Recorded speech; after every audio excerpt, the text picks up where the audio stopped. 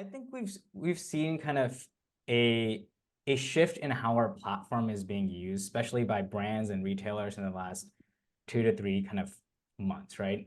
Wow. Initially, Okay. obviously, it was mostly just lead funnels, right? Just gathering Right. email.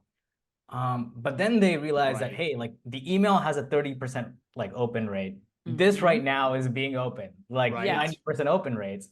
We should send them to our website, right? Right. And we have catalog integrations, right? Where people Mhm. will upload their catalog.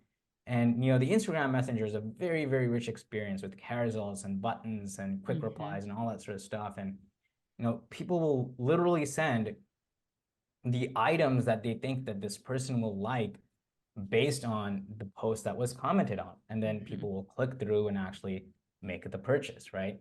You'll see a ton of comments on social which are like, I want. That's the comment, right? Like Yeah.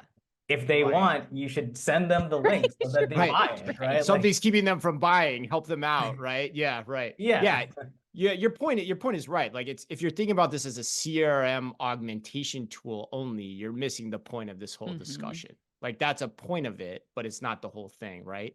exactly, exactly. I think it's really instrumental in the way that brands look at social, right? Like, we've seen brands kind of across industries that don't spend a lot of money. They run very cash lean and they use social as their main channel to reach new consumers. So you think about like Wendy's in QSR, Fashion Nova in retail. You think about Ryanair in travel, right? And Duolingo in consumer tech.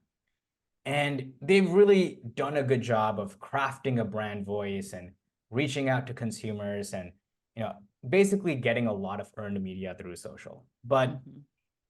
I think the downside here is that, CMOs have the shortest tenure of the C-suite, right? Mm.